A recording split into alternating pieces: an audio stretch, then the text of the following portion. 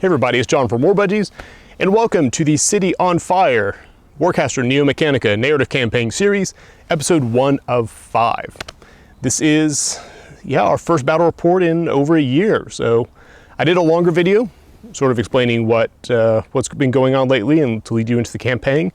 For right now, I don't really want to take up any more time. You can see this episode now, and then more episodes will drop every Saturday at 8 a.m. Alaska time, noon Eastern Standard. And hope you guys enjoy. Thanks for watching. Serrin Prime, a city on fire.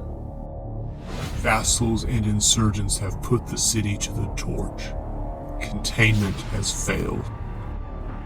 The chaos is spreading through the districts unchecked. We have reached our last resort.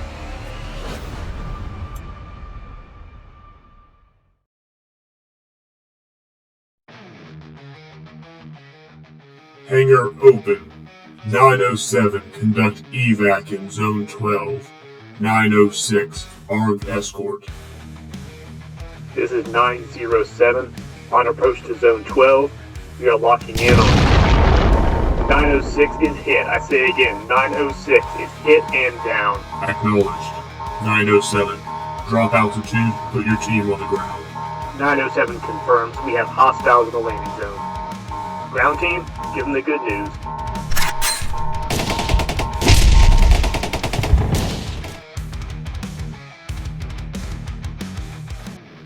And let's take a look at the ISA forces today. We're going to be led by a Paladin Commander, shown at the front line with sword and shield.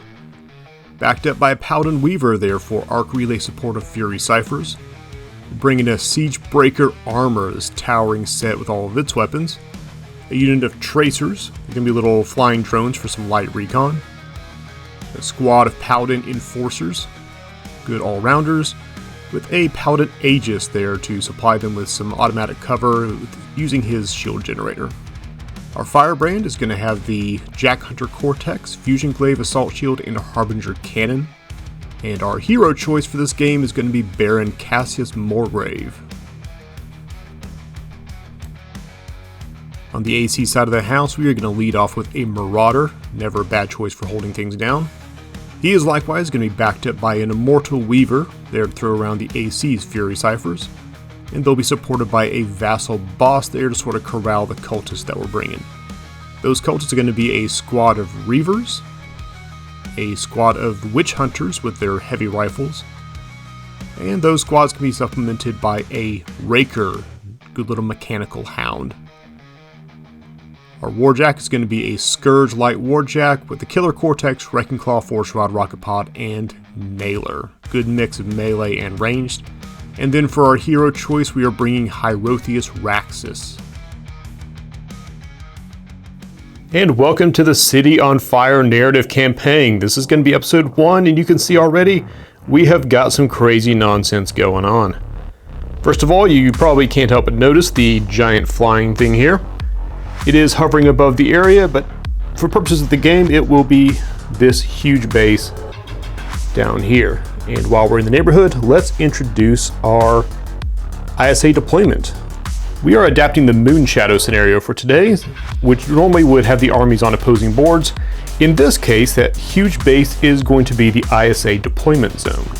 So instead of having a specific range from the board edge, they can deploy their units in base contact with the Flyer's base. In contrast, the AC is allowed to deploy within 3 inches all the way around the board, which they have done with the Scourge over here. And down in this corner with Hierotheus Raxus and the Witch Hunters. The ISA, meanwhile, has deployed a Paladin squad with Paladin Aegis, Baron Cassius Morgrave, and a Paladin Commander. Rules of the scenario are as follows. There are 4 objectives. We have one up here on the front, one on the side up there on the building, one way in the back on that bridge, and then the 4th here on this building. Those objectives are scored at the end of an activation, so this has the potential to be a very high scoring game, and are worth 1 point on Pulse Round 1, 2 points Pulse Round 2, 3 points on Pulse Round 3. I'm going to roll to see who goes first. On 4 up, it's going to be the ISA. And it's the ISA. ISA Warcaster is going to lead off by charging the squad of enforcers, which gives them cover thanks to the Aegis. And we'll follow up by casting Umbral Transvection on them, which will give them flight through the end of the pulse round. Since the name of the game is hold the objectives and quickly, they're going to jump forward on their arc-powered little jetpacks and land right there. Forming up thusly, where they will begin to shoot to rise the Witch Hunters. It's going to be 4 shots, trying to get some damage in before the cipher cards and such come out. Charge, Rat 3. First shot is a good 5 strikes. Defense 3. 4 get through. Armor 2 on the first Witch Hunter. And down. Strong start and first blood for the ISA. Shot number 2. 3 strikes. Defense 3.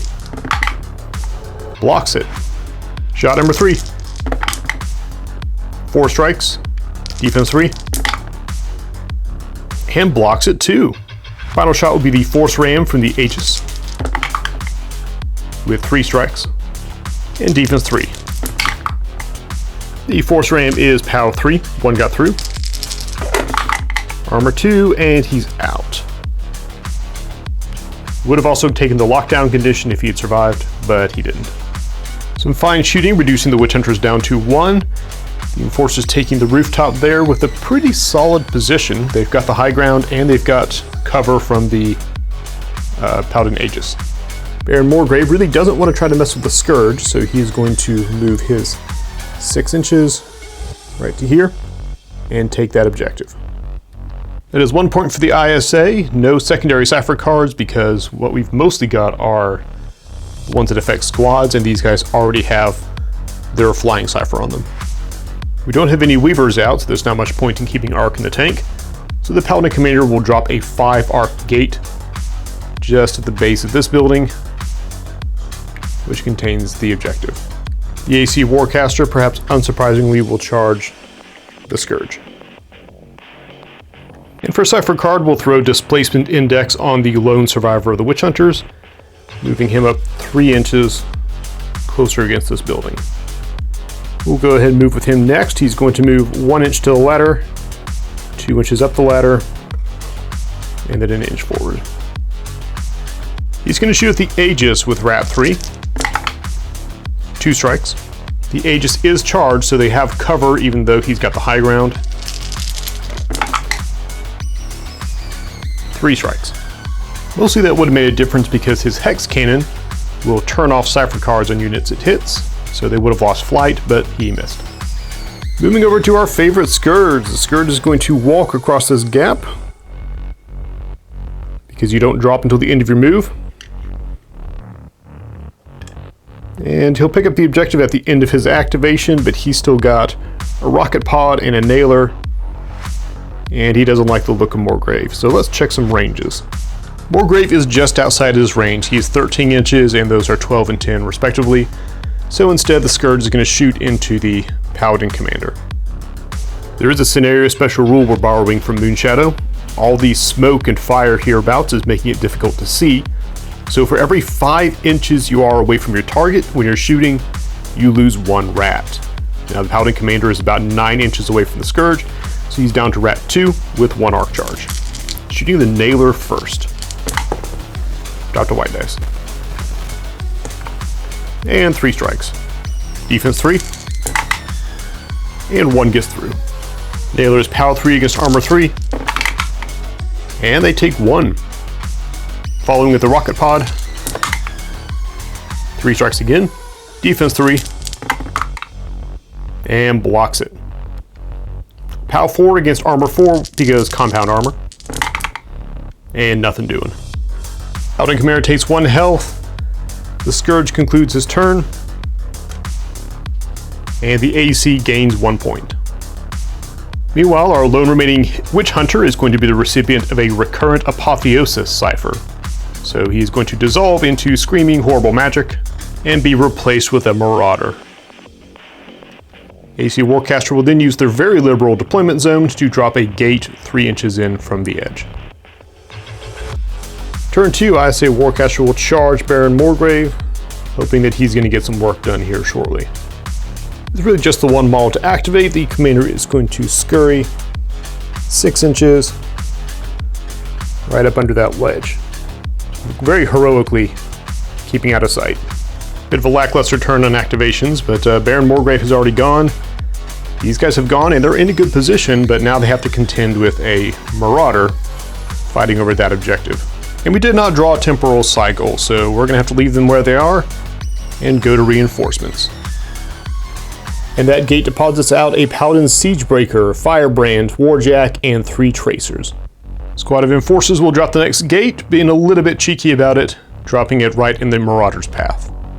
No point scored for the ISA there. We're going to move into AC turn 2. First things first, AC Warcaster will charge the Marauder. And we'll cast Impulse Inducer on the Scourge.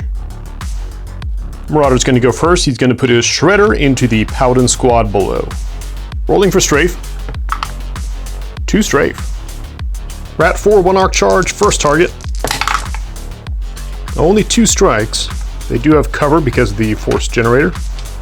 2 strikes against. It's blocked. Shot number 2 we'll put into the Aegis. 2 strikes on that one, alright. You had a really dramatic entrance, buddy. You gotta make good on it. Nope, that's block 2. And final shot. 2 strikes again.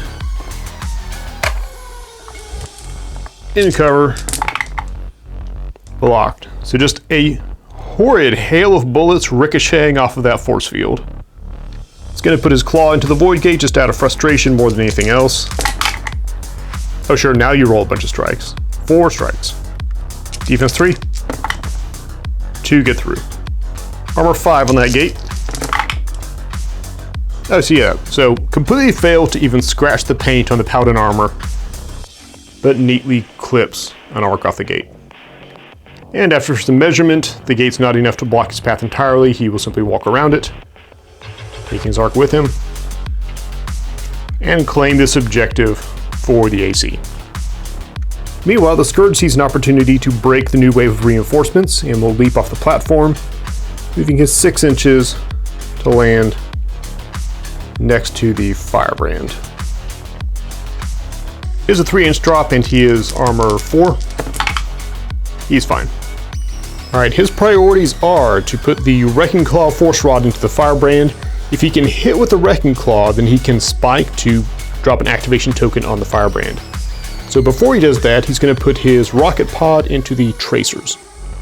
We're doing that because the little Fireflies do not have compound armor, so they could be easy prey if he gets lucky with his blast.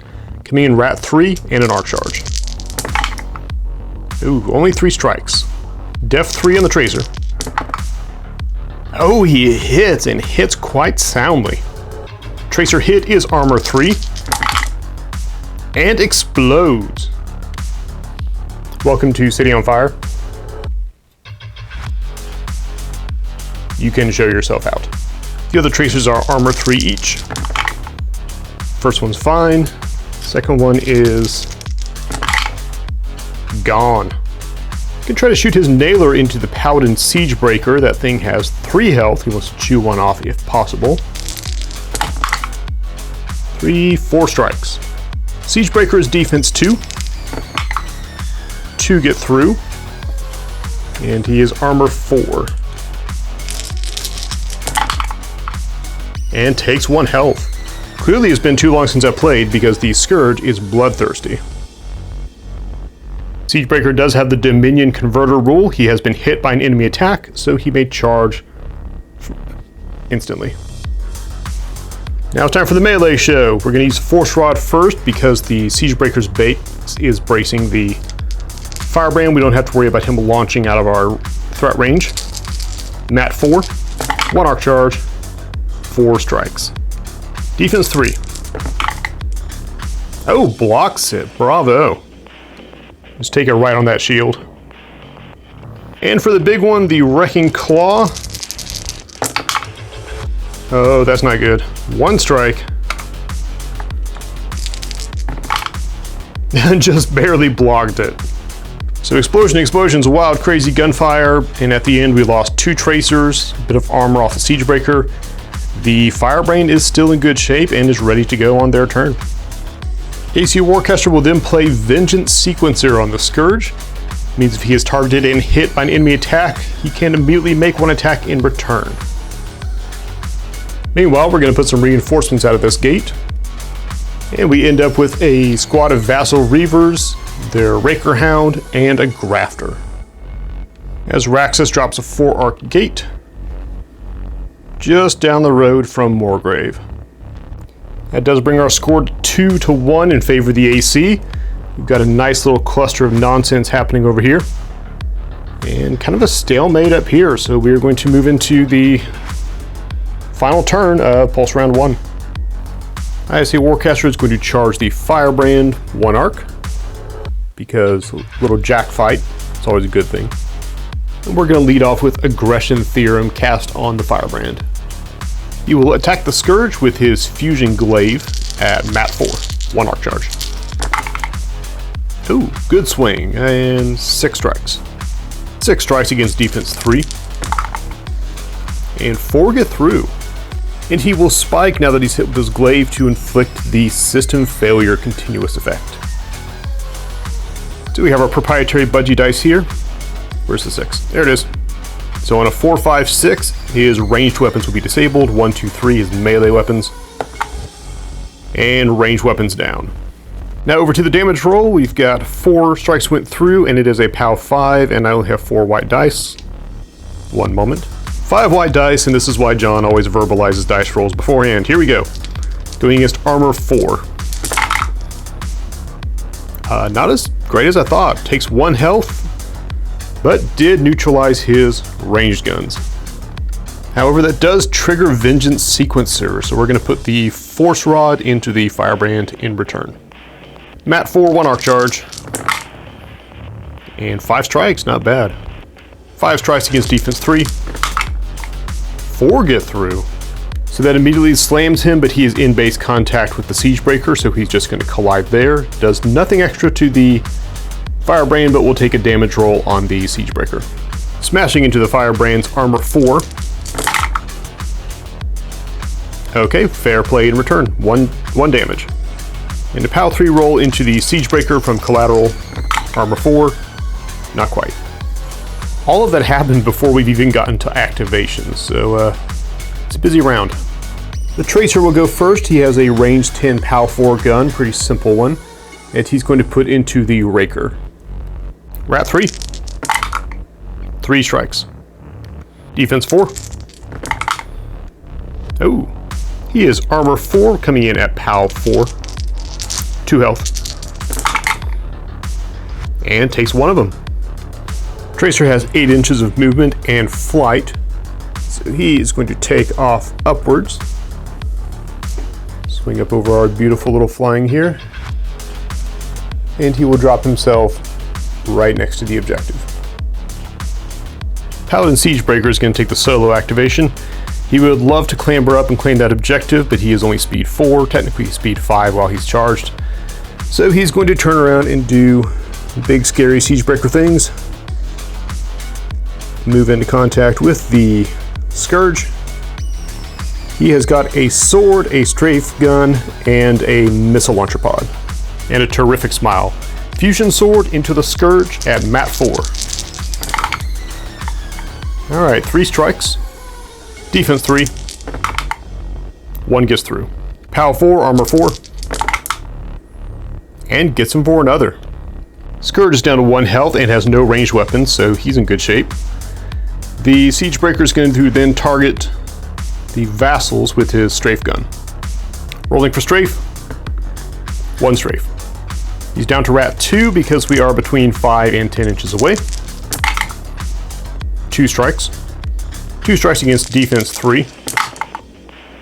1 gets through. Armor 2. Yeah. Functions as expected. Hitting the strafe target with only 2 strikes. Straight into defense. Blocked it. For the blast, he's going to target the vassal in the center there, which should give us blast hits on the grafter and raker if it hits. Once again, down to rat 2 from all the smoke. 2 strikes. 2 strikes against defense 3. 2 is statistically average. There you go. So just the blast damage on the vassal, armor 2, and he's out. But nobody else over here is. And the gate here up top is going to shimmer and spit out a Paladin Weaver with a protective mantlet.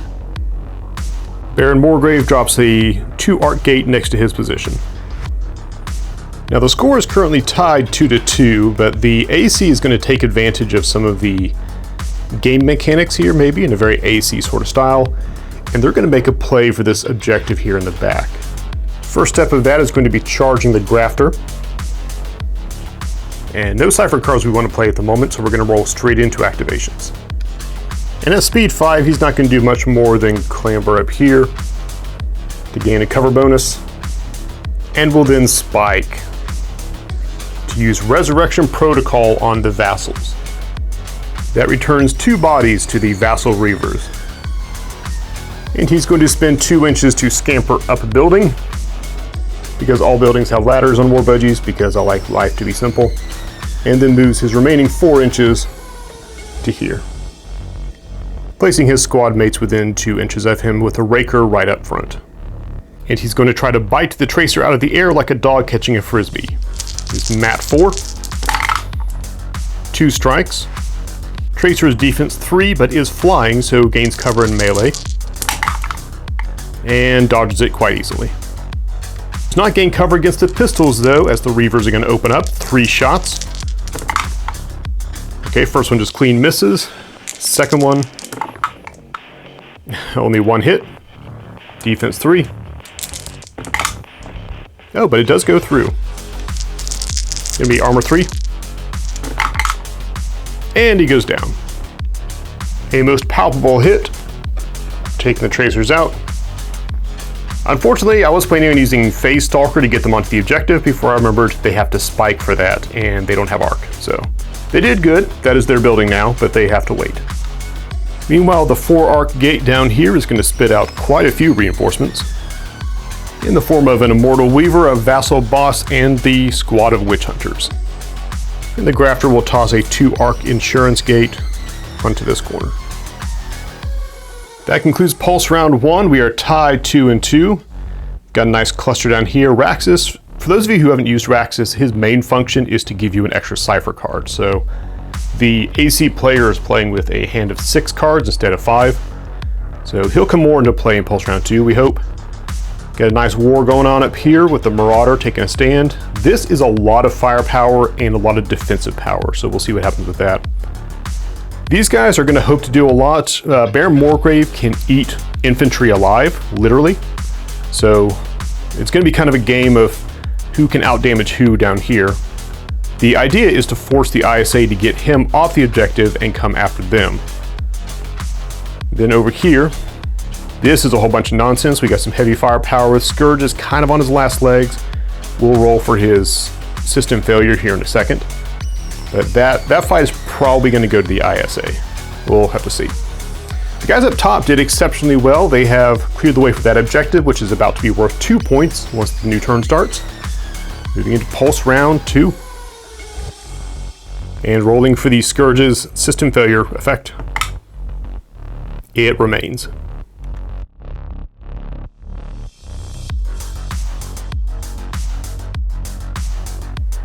At the start of the ISH turn, the Warcaster is not going to charge anyone because they want to keep the 2 arc they have in the well for a velocity projector into the Marauder.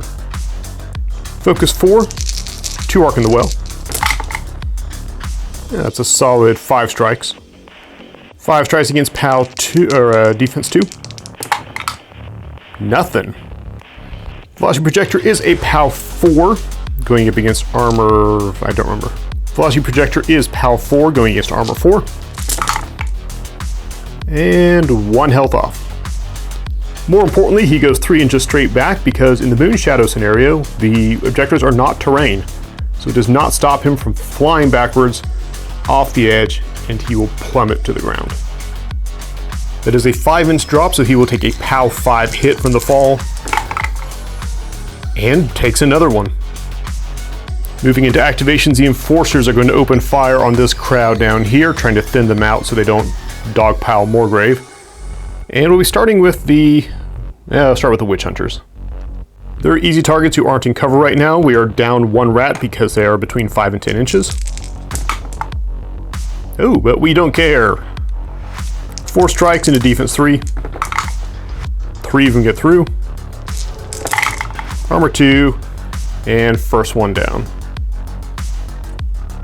Second shot into the next witch hunter. Complete miss. Third shot. 3 strikes. Defense 3. Only 1 gets through. Might be okay. Battle rifles are POW 4. He's not okay. Second one down. Finally, the Paladin Aegis will shoot the force generator into the vassal boss. A lot of complex words there. And only 3 strikes. Statistically possible, but not with that attitude. POW 3, beat him by 2. And they take... I need to check, actually. Maybe 2. So, yeah, I was expecting them to tag him with a lockdown, but huge shockwave comes out of the force generator and just pulps the vassal boss immediately. His reinforcements went away quick, and that's Warcaster, folks. Some days you're the hero, and some days you're the pavement. Enforcers will finish up, moving on to the objective. That brings the score to 2-4 in favor of the ISA. Our valiant Paladin Commander is going to scoot out from under here, 2 inches up, and take point on this objective. And for good measure, we'll throw a pulse cannon shot into the grafter. Down to rat 3 because of distance. 2 strikes, defense 3, blocks it. Takes a POW 3 blast against armor 3. Oh wow. Takes 1 of his 2 health, and the ISA pick up another 2 points from this objective. Final Sapphire card will be Tactilic Metamorphosis on the Enforcer squad, giving them +2 rat, mat, and defense for the rest of the pulse round. Between that, the high ground, and cover, I'd say they're in pretty good shape. The 2-arc gate down here by Moorgrave will spit out a Tracer squad, and we'll deploy a 2-arc insurance gate back here in contact with the flyer. On the AC turn, they're not going to charge anyone at the moment because they have 3 arc in the tank and they want to use them. The Weaver is going to throw Annihilation Vortex onto Baron Moorgrave. Focus 4 with 3 arc in the tank. Oh, and a good roll too. 2, 4, 6, 8 strikes. He is defense 3 and definitely in cover from the crate. Wow, alright, 5 of them get through. That's gonna sting. Annihilation Vortex is a POW 3 cipher card, and we are going against armor 4 with 3 health. And not a single one. But that's okay, because the real reason to use Annihilation Vortex is after the attack is done, you can then take the model and move them up to 3 inches, which takes the Baron neatly off the objective. First activation is going to immediately go to the Weaver, who will scurry forward very timidly and in a very short-lived manner, but this is how life is in the AC. The Weaver does have an 8-inch psychokinetic hood, so they will fire it off. It is a spray attack to hit the front 2 tracers. Rat 3, nothing extra on the first tracer. Good shot. 4 strikes, defense 3, and 1 gets through. POW 4 against armor 3, and not quite.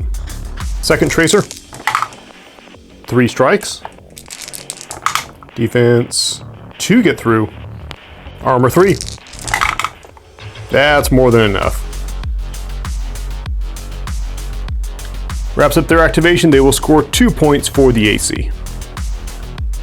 She may not live long, but she has brought the score to 4-6, still in favor of the ISA, but not for long.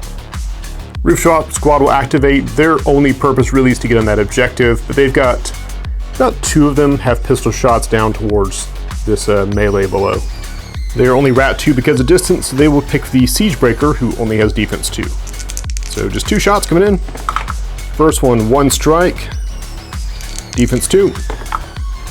Okay, first one gets through. He does have to break armor 4, however.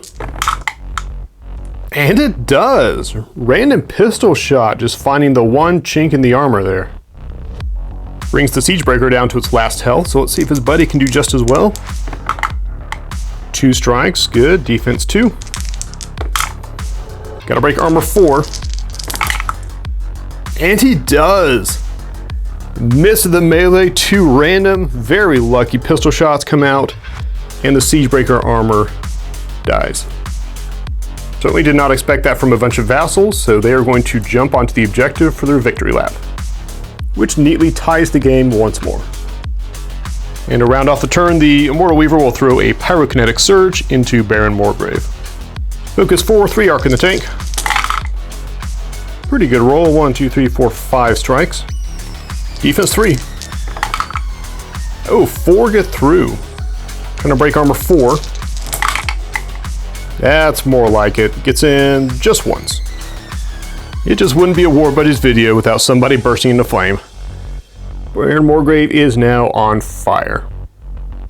And from this gate over yonder, the vassal boss returns with a mantlet for cover. This is likely to be a very important objective come pulse round 3, so they will drop a 2-arc insurance gate.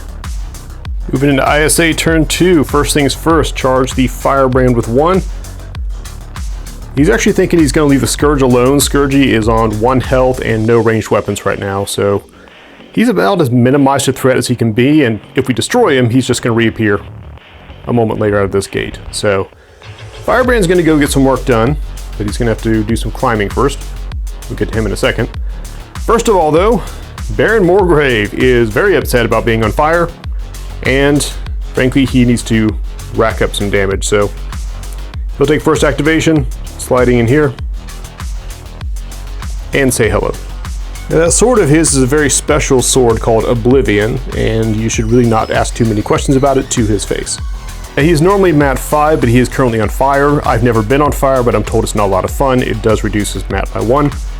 But he is charged, and Oblivion has, among several special rules, high intensity. Trying to cut a Weaver in half. That's pretty good. 6 strikes. Defense 3. 4 of them get through. Oblivion is POW 5. It is the same POW as the Firebrand's Fusion Glaive. And we're trying to beat arm 3. Which we do quite handily. As the Baron rushes forward, impales the Weaver on the sword, and since he's just killed a warrior model in melee, Gorge triggers as Oblivion drinks in the essence and heals Baron for 1. He also has a range 8 pistol he's going to put into the void gate next to him. Rat 3 because he's on fire. Yeah, 4 strikes, pretty good. Defense 3 on the gate. 1 gets through. Pistol is POW 4 against armor 5. Nothing. But he did his job. He is back on the objective. He's healed up. He's on fire. But he has given the ISA their 2-point lead again in what is turning out to be a very close game.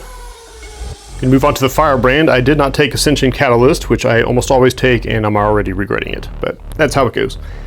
He's going to move 1 inch here, 2 inches up the side of the building, following the War Buddies ladder rule, and 2 inches forward. Unfortunately, there's more than enough bodies to keep him off the objective, but he's going to get to work. Swinging his Fusion Glaive into the Raker. 5 strikes is not bad. Raker defense 4. Oh, 4 of them get through. That's pretty hefty. POW 5. Come on. These are the challenges of doing a battle report solo. If you're interested in being a designated dice roller, send me your resume. And Raker down. Raker is out. It's going to be Harbinger Cannon into the Vassals, rolling for strafe. Only 1 strafe. Really wanted to see 2 on that one. Alright. Primary target. Within 5 inches, so no penalty on this one. 3 strikes. Cutting kind of close here, buddy. 3 strikes and blocked. Oh, that's not good. Second attack. 4 strikes. 4 strikes, defense 3. Only 1 gets through, but it's an armor 2 target.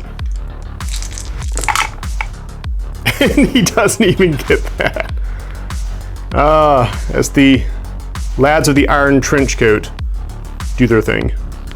Well, you gotta hand it to him. We'll finish up playing Impulse Inducer, however, to give him 1 more shot next round. Well, our reinforcement gate is gonna drop another Siege Breaker onto the field. And we'll leave it like that at the moment, moving into the AC turn. AC Warcaster, first thing, we have got work for the Scourge to do while he's on his last leg. Try this again. First things first, our poor Scourge is going to get an arc charge, go up to 2. And he's going to get Devastation Optimizer, which will give him the tune-up effect. He's got about as many tokens as you can have on a Warjack at any given time, except for maybe being on fire, corroded, I don't know. Point is, he is going to scamper in a frightening fashion and try to suplex the Firebrand off this building. Hopefully I'm not forgetting one of the many variables at play here, but he is mat 4, 5 with tune-up, he's charged with 2 arc. Going in with the Wrecking Claw first. Drop to red dice. Pretty good. 1, 2, 3, 4, 5, 6, 7, 8. 8 strikes against defense 3. Got a guaranteed hit with 6 strikes. Before we continue, he might kill him with this, but he's going to spike one of his arc to put an activation token on the Firebrand. Beat by 6, Wrecking Claw is POW 4 up to 5 because of 1 arc charge. And if he can show 8 strikes, he will destroy him. It's gonna be close. 1, 2, 3, 4, 7. 7 strikes. It takes him down 1 more health. It's a good thing he slapped that activation token. And finally hit him with a Force Rod. 1, 2, 3, 4, 5. Defense 3. Firebrand's going to spike to re-roll that. It's a bit better. So he moves forward a tiny little bit, hits terrain next, so we'll add 1 red die to this roll. Force Rod is POW 3, POW 4 because he's charged, 2 because of what we beat on the roll, and then 1 for hitting terrain. Got to show 4 to kill him. And neatly punches straight through his chassis, knocking the Cortex along like a bowling ball. We now turn our attention to the Vassal Boss, who's going to unload into the Paladin Commander, try to clear a way to this objective. Coming in with Rat 4. Yeah, that's not a good start. 1 strike, defense 3. Nope. Second shot. 2 strikes, that's a little better. Pretty statistically even for the commander though. And blocked. At the AC we use encrypted commands to give her another shot next round. What we get here in the center is going to spawn the Revenge Tour, by which I mean a Immortal Weaver hiding behind a Mantlet. The Vassal Boss will drop a 2 arc gate up here on the rooftop. Moving over to ISA turn 3, the ISA is essentially going to try to lock down these bottom 3 objectives. They're ahead by 2 points. If they can hold these, then they will be in great shape moving into Pulse Round 3. The back objective up there on the bridge is kind of a lost cause at this point. They could make a run for it, but they're just going to kind of play their odds. So the Tracers are going to get charged, and they're going to get Reiteration Complex, giving them an extra ranged attack.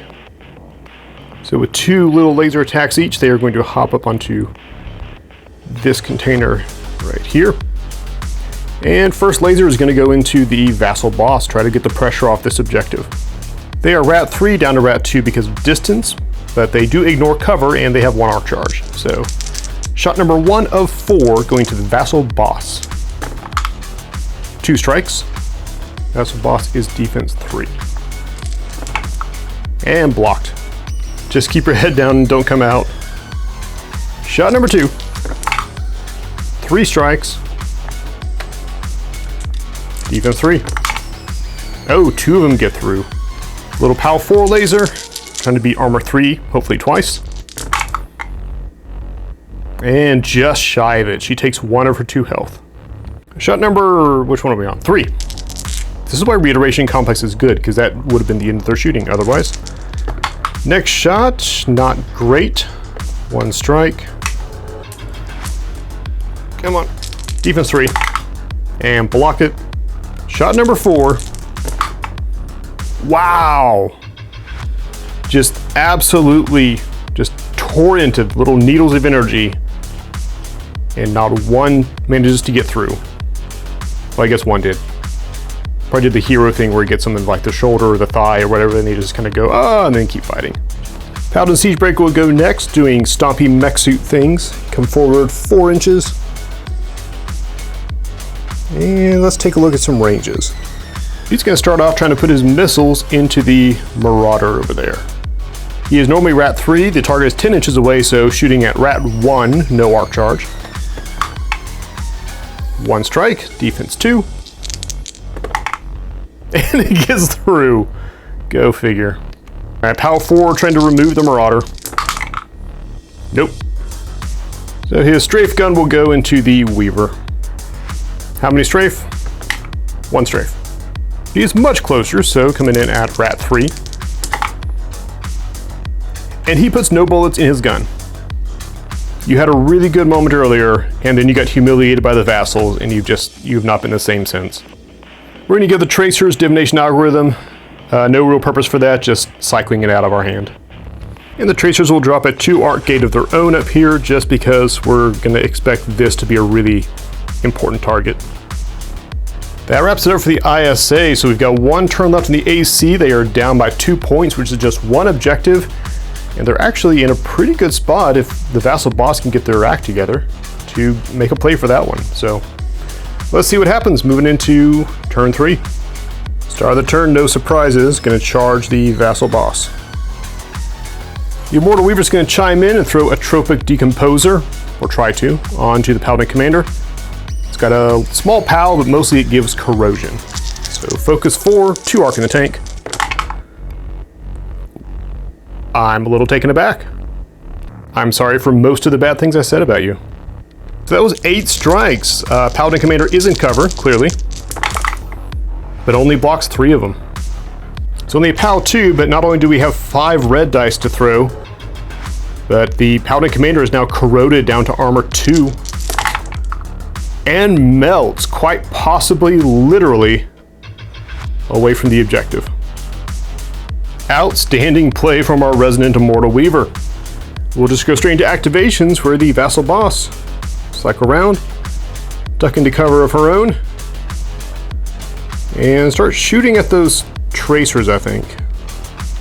Tracers are within 5 inches, so no penalty for range. 3 strikes. Defense 3. And blocked it. Second shot. 4 strikes. Defense 3. And 2 get through. She has armor piercing, so we're down to armor 2.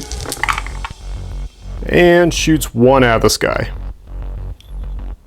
Wraps up her turn, claiming this objective and once again tying the game.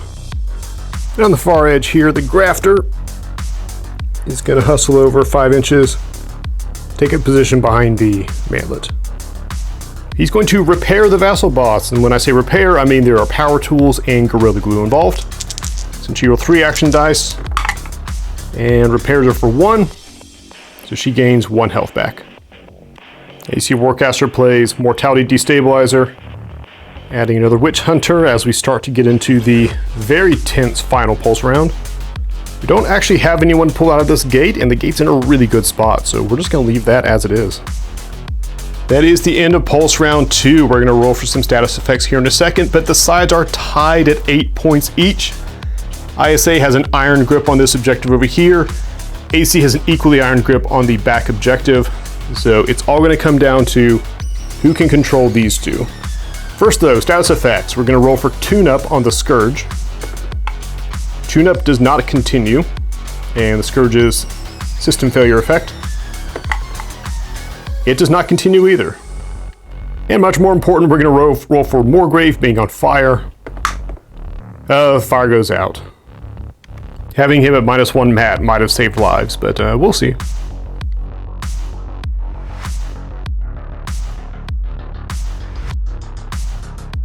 Start of ISA pulse round 3, we're going to charge the Siege Breaker. No Cypher cards at the moment. We've got Cypher cards that are Furies and Warjack related, and we not in a position to use those, which is fine. First move is going to be an easy one. Tracer. 8-inch move, we'll hover down to here. And we'll spike to turn his 10-inch laser into a 10-inch spray right across the 2 Witch Hunters. Which probably sounds scarier than it is because at this range he's hitting on rat 2. First contestant misses entirely. Second contestant. Okay. You know, it has been a long day, little buddy. You have a little rest. More importantly, he will end his activation there, securing the first objective for the ISA, 3 points. Siegebreaker will go next, advancing about 4 or 5 inches, close to the building, but he still wants to be able to see the vassal boss. And he is going to spike to use power focus. It means he can only use 1 of his 3 weapons, but that weapon gets 3 power dice when it attacks. He's going to choose his missile launcher, coming in a rat 3. They are within 5 inches, so no penalty for range, plus 3 power dice for the power focus. Into the vassal boss. Pretty good. 4, 5, 6. Vassal boss is certainly in cover on the high ground. And blocks it. She's having none of this. Still has to take the blast hit at POW 4, but that mantlet is giving her compound armor for being nearby, so she's armor 4. And takes 1 hit. Toss a coin to your grafter because that would have killed her. We'll play encrypted command so we don't have to give him an activation token. And on the rooftop looming overhead of the action, the Void Gate flashes and spits out our loyal firebrand. And for the final ISA gate of the game, it will drop it right here. Mostly just to impede movement. Not that these guys are a huge threat, but so they can't just scurry through here. So I've been in the think tank for about 10 minutes now. I thought I'd turn the camera back on and kind of walk you guys through what's going on. So the AC is in a bit of a tricky spot because there's not really, they don't have the firepower focused to both get rid of everyone here and also take the objective on this turn. They could take this objective easily, but what they really want to do is take it and then prevent the ISA from getting a hold of it, which is going to mean body blocking that platform, most likely. And then this one back here is an easy kill. They can grab that one with no problem, but that's, I don't want to say a wasted activation, but there's no pressure on that one yet. So we've only got, and this is part of what I love about Warcaster. We have, let's say, 1 Fury Cypher. We got Raxus, so the possibility to bring up another one. So 1 Fury Cypher, 2 activations, and we got to make the most of that. So let's try this. So we're not going to charge anyone. We're going to leave the 2 Arc in the tank. We're going to put Force Barrier on the Witch Hunters. And our intrepid vassal boss will put some shots into the Tracer. Rat 4 down to Rat 3 because of distance. 1 arc charge. 3 strikes. Really hope this works. And blocked. That's bad news.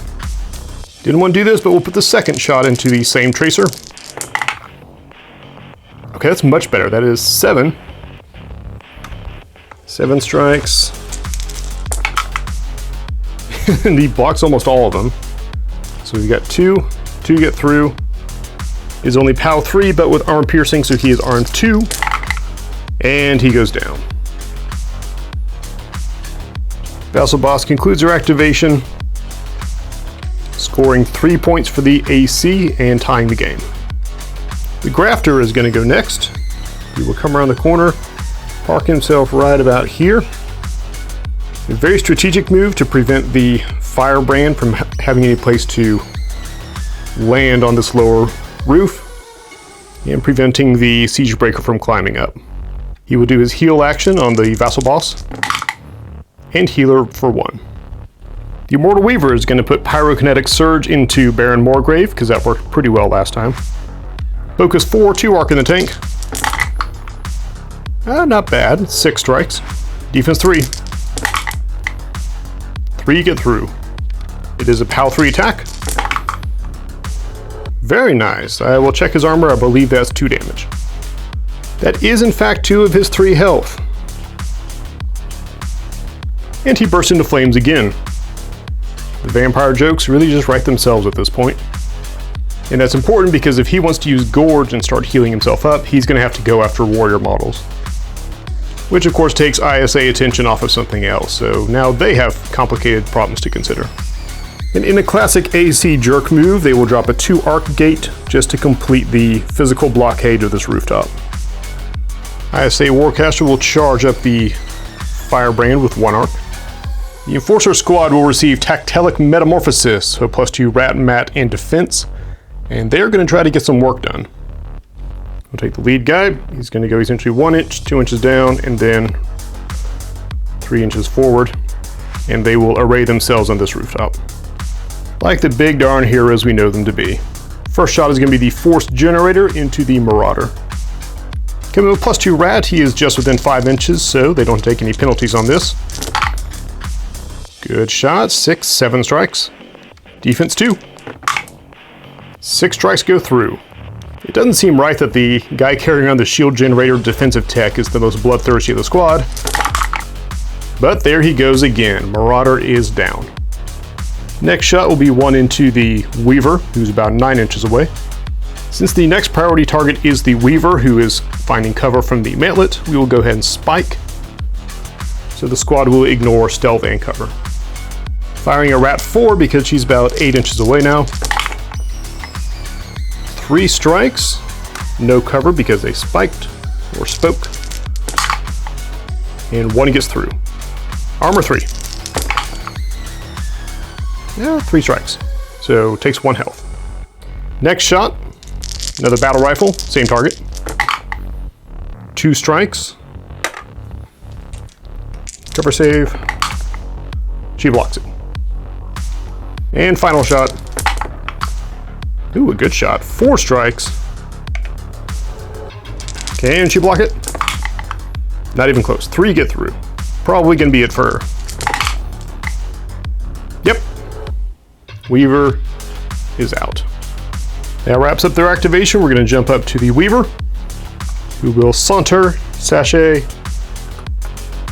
to the objective. Final cipher card will be Retribution Intercessor on the Firebrand. If a friendly warrior model dies within 5 inches of him, he gets to move and attack for free. And for our final summon, take 1 off, spawn the Paladin Commander. Leave the gate otherwise in the way. Moving on to AC turn 2, we are going to charge Raxus, who's largely been just giving out passive bonuses this whole game, and now it's time for him to kind of step up and take part. And holding on to cipher cards, Raxus is going to move, sort of sinister, hover along 5 inches up to here. He does have the Soul Grinder. It's a range 10 POW 4 spray weapon, which he's going to shoot at the gate. Rat 3 because of the distance. 1 arc charge, 2 strikes. Gate is defense 3. And blocks it. That's not good. That is really problematic because they really need to be able to get through this little gap here. At the end of his activation, he is going to spike, which allows me to go through the discard pile and choose a cipher card to return to my hand. He will choose Displacement Index to pull out the discard pile, and we'll get to that shortly. All right, here's the situation. The AC is trailing by 3. We could pick up, we've almost got a guaranteed 3 points from these guys back here. That's for next turn. For this turn, these guys are speed 4. Displacement Index will give them another 3 at the end of the turn. But the only way they can get on the objective is they can scoot up 4 to here, and the Displacement Index 2 up, 1 down, will be on the objective. But they can't right now because Morgrave is here. And they can't move to get a clean firing line without cover on him because then they'll give up the move they need to get up in that gap. So basically it's all on you guys who haven't really done much the entire game. Advance up.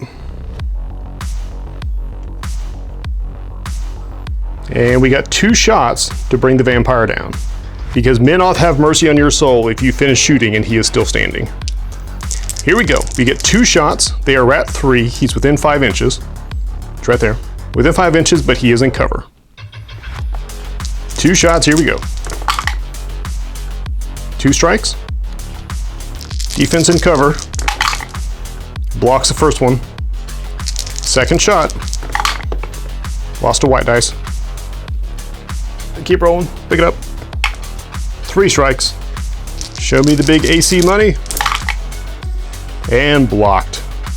And that is going to be game, because the AC is behind by 3 points, so they need to pick up this objective on their next turn, which is going to be their non-solo activation.